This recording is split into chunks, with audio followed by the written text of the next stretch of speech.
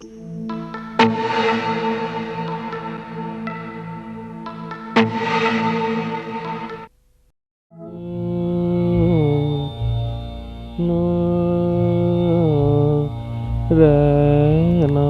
travelogue of Indian classical vocal music. As it is indicated in the title, this study is concerned with the classical and light classical Indian music of North India. It may be of some relevance to know that this music largely coincides with the classical music of Nepal, Bangladesh, Pakistan and Afghanistan. Throughout India, vocal music holds a key place. The voice is considered as the most impressive and versatile medium, and the instrumental and theory of music refers to vocal traditions.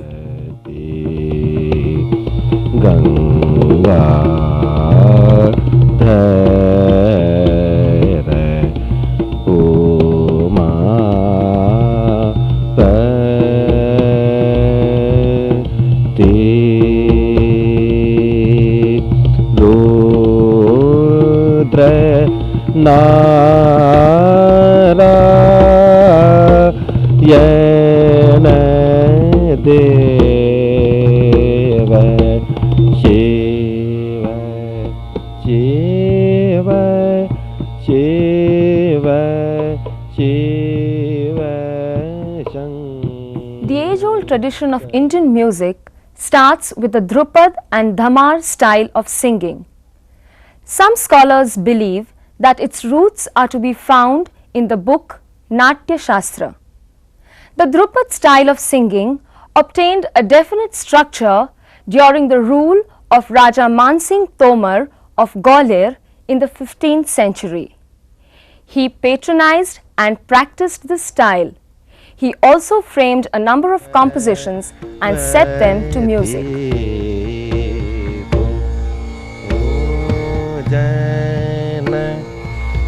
Janajali Mahadeva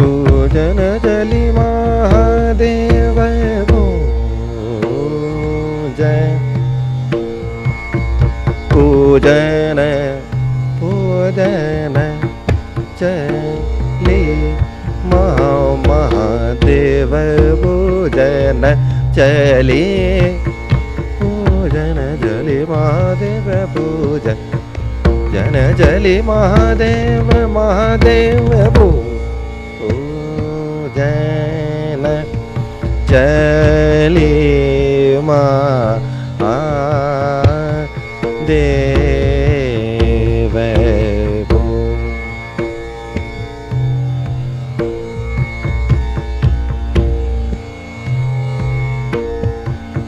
Mahadeva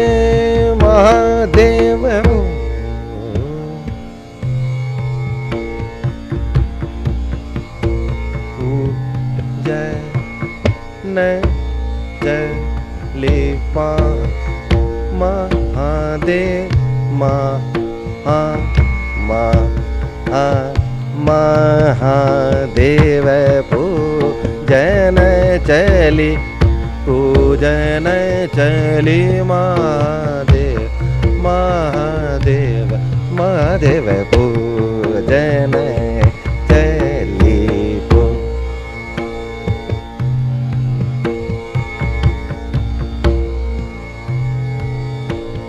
Pujana Chali Mahadeva Mahadeva Pujana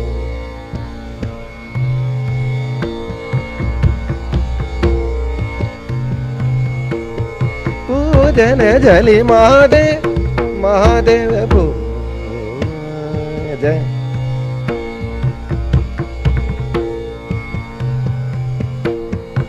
Mahadeva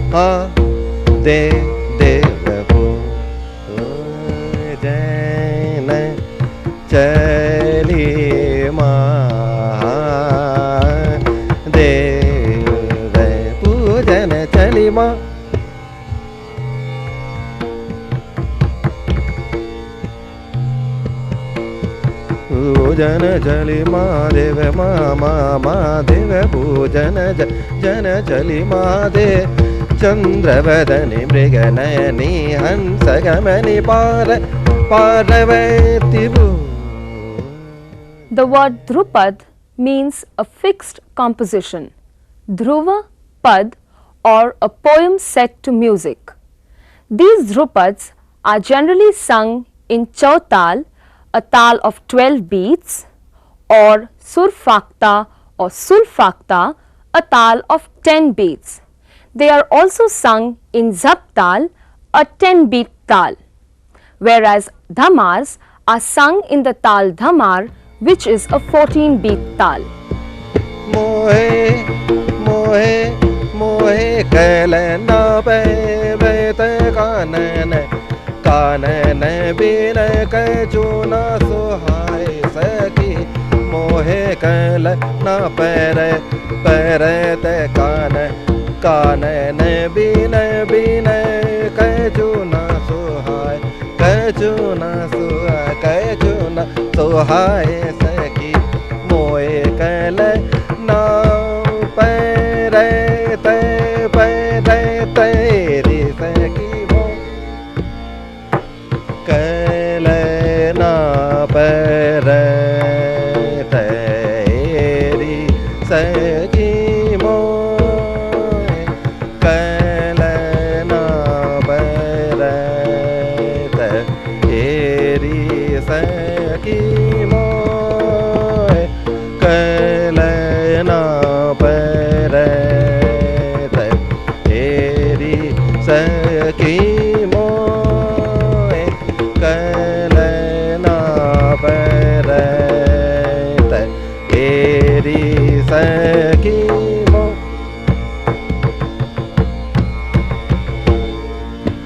मोहे मोहे मोहे री सखी का कहूँ आली का से कहूँ आली का से कहूँ आली मैंने की पता नैन Soni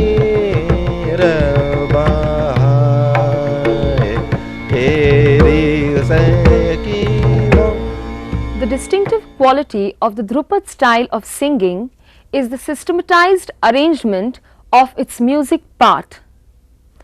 It begins with the alap and is followed by the full composition. It ends with rhythmic variations.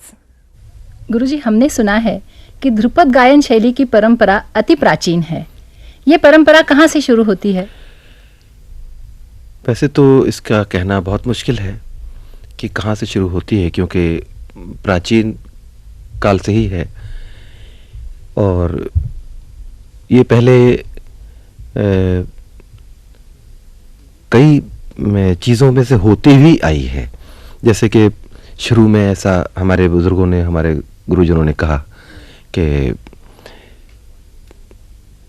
ये वाणियों से के पहले से, मतलब ध्रुपद शैली जो है वो बहुत पुरानी प्राचीन का इसलिए माना जाता है कि इसके पहले ये संस्कृत में गाई जाती थी और उस टाइम में इसको वाणी नहीं थी, उससे पहले की बात है. ये वाणी बाद में आई हैं, इसलिए इसको प्राचीन काल का ही मानते हैं, क्योंकि पहले ध्रुव माठा वगैरह ये इस तरह से था, गीति ये सब पांचवी वाणी में आती है इस तरह से करके. ये तो हम लोग कभी कुछ भी नहीं बता सकते कि कब से शुरू हुआ है, क्योंकि पूर्वजों ने कुछ ऐसा बताया नहीं, लेकिन बोलते ऐसा है कि ये बहुत पुरानी शैली है. और ध्रुपद शैली को ऐसे कहते हैं कि ये संगीत का माँ बाप है. इस तरह से आपने अभी कहा कि ये पहले संस्कृत में हुआ करती जी. थी, तो ये आजकल तो ब्रज भाषा में या हिंदी भाषा में होती है जी. तो ये कब से ब्रज भाषा में गानी गाई जाने लगी? ये अपने राजा मान सिंह तोमर साहब, उन्होंने इसको ब्रज भाषा में इंट्रोड्यूस किया. इससे पहले ये संस्कृत में ही गाया, जैसे कि मैं आपको उदाहरण के तौर से एक बंदिश गा के दिखाता हूँ।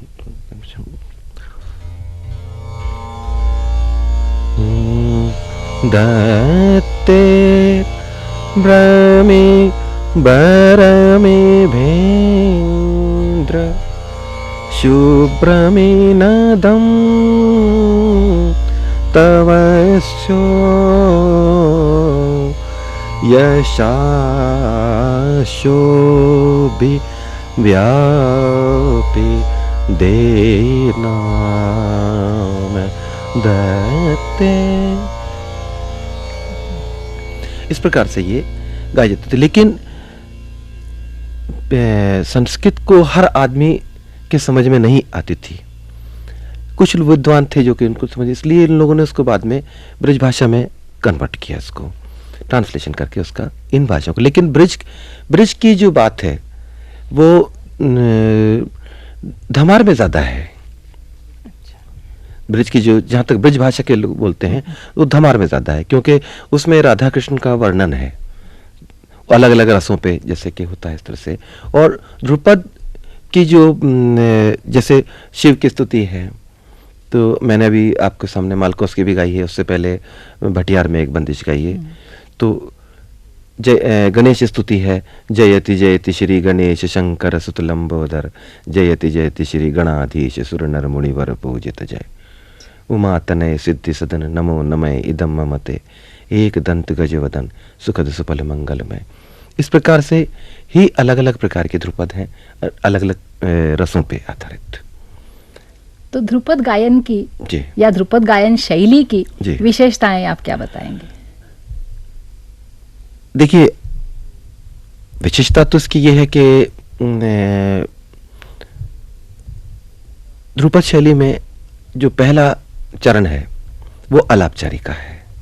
अलापचारी में हम शब्दों को लेते हैं, नोम तुम जिसको आप लोग कहते हैं, उसमें हम लोग ओम अंतरण तोम तारणी तोम अनंत हरि ओम नारायण, इस तरह से ये शब्द हैं। लेकिन इनको अगर हम बार बार रिपीट करते हैं तो मोनोटोनस लगने लगता है, इसलिए ओम शब्द को प्रधान लिया है। और जैसे अनंत, उसका त न न रे र न, इस तरह से करके हम लोग को उसको, इसके विस्तारिक रूप ज़्यादा बनता है कि हम रे र न रे न, क्योंकि इसमें आकारांत इकारांत उकारांत साकारांत ये सभी इस तरह प्रकार से लगते हैं। इस तरह वो होने से थोड़ी सी एडवांटेज है गाने वाले को कि उसके स्वर विस्तार का या राग का विस्तार का आराम बढ़ता है। और विशेषता इसकी है शुद्ध उच्चारण, शुद्ध स्वरूप ऑफ रागा का, जो राग आप गाते हैं उसके प्रस्तुतिकरण में शुद्ध रूप रहे। और पर्टिकुलरली ध्रुपद के अंदर में मुर्की फंदे वगैरह नहीं है, स्फुर्त है, आलाप डगर धुरन मुरन स्फुर्त, इस प्रकार से जो प्रकार हैं इसके वो ही आचरणों के साथ में गाया जाता है। हम इसमें मुर्की फंदे या ताने नहीं लेते। अंतर सिर्फ ये है आज की भाषा में, मतलब ऐसा कीजिए कि आप जैसे, और अपने यहाँ के ख्याल गायकों में जो लोग हैं वो ख्याल की बंदिश शुरू करके उसका विस्तार करते हैं। इसी प्रकार से हम पहले अलापचारी करके बाद में उसकी बंदिश को गाते हैं और उसको लय के हिसाब से अलग अलग करते हैं। तो लयात्मकता या स्वरात्मकता उसमें कहाँ आती है? देखिए, अभी जैसे मैंने आपके सामने मालकोस की एक बंदिश गाई थी, पूजन चली महादेव, तो जब आप पूजा का एक भाव आपका अपना बन गया कि आपको मंदिर जाना है, या मंदिर जाते हैं तो आप ये नहीं जा सकते कि चलो भाई मुझे मंदिर जाना है और जाके या मुझे नमाज पढ़ने जाना तो मस्जिद में से जाके सर ठोकना और वापस आना, ऐसा नहीं, एक भावना बनती है। तो पार्वती जी का वर्णन है, तो ये भी तो मुझको भी बताने की आवश्यकता नहीं पड़ेगी कि पूजन चली महादेव कौन जाएगा पूजा के लिए। तो जो पूजा के लिए आदमी जाता है तो आप ऐसे ही सोच लीजिए कि कोई भी महिला पूजा के लिए जाती है हाथ में सामग्री लेके, तो क्या किस प्रकार से उसकी चाल होगी, क्या उसका सुंदरता, जैसे पूजन चली महादेव चंद्रवदनी मृगनयनी हंस गमनी पार्वती, तो इसमें वर्णन क्या हुआ, उनकी सुंदरता का वर्णन हुआ। पूजन चली महादेव, ये तो प्रधान वर्ड हो गया। चंद्रवदनी, आंखें, मृग की आंखें बड़ी होती हैं, मृग नयनी, हंस की चाल और हंस की गर्दन बहुत सुंदर मानी गई है। हंस गमनी पार्वती पूजा, क्या क्या लेके जा रही है वो सब, कर ली अग्रथाल पुष्पन के गुंदेहारी। तो ये पहले जब वो गई हैं तो यहाँ काव्य का भाव और राग का भाव और लय का भाव है। पूजा के लिए जा रही हैं, जिनके सामने जा रही हैं वो समाधि में है। तो उनकी समाधि को भंग करने के लिए पहले उसका रसात्मक रूप लिया है, फिर उसका तालात्मक रूप लिया है, फिर स्वरात्मक रूप लिया है, जो शब्दात्मक रूप लिया है। जब उसमें भी नहीं हो तो कभी गुस्सा, कभी प्यार, कभी मोहब्बत, इस तरह से मतलब वो अलग जो भाव है उस प्रकार से उसका लय का यूज किया गया है। लेकिन उसके बाद ही तांडव का प्रकार है। लेकिन जैसे अभी आप थक पच के आके सोई हैं और आके मैं एकदम से आपको उठा दूं तो आपको भी गुस्सा आ जाएगा। तो जब उस महान शक्ति को जब उन्होंने झंझोड़ा और उसके बाद में उनके मतलब उनकी समाधि भंग हुई तो तांडव का रूप आया। तो तब उनको शंकर गिरिजापति पार्वती पतीश्वर, गले मुंड माला महामय महेश्वर, जटा में गंगा त्रिलोचन त्रिशूलधर, नमो कैलाशपति सतीवर भुवनेश्वर। इस प्रकार से मतलब ये तो अलग अलग इसी प्रकार से ध्रुपद के हैं, वियोग श्रृंगार है, श्रृंगार है, तो अलग जैसे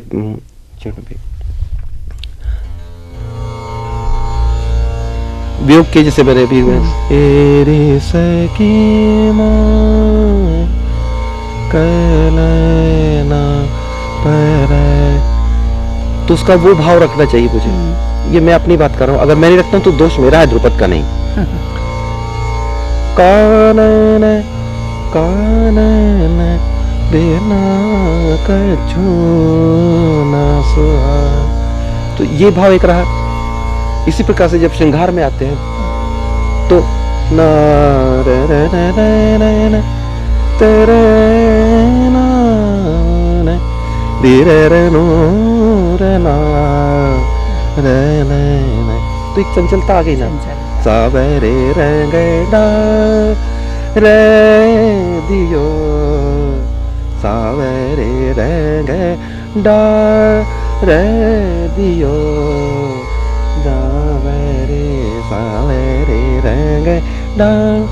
The 13th century witnessed the birth of the well-known musician Amir Khusro. Amir Khusro left a definite mark on the history of Indian music by creating instruments like the tabla and the sitar. He was also the first to create the Khyal style of singing. As the Khyal style of singing started coming to the forefront, the Dhrupad style started fading away slowly. By the 18th and the 19th century AD, the Khyal style had taken roots. We will talk about this Khyal style of singing in our next film.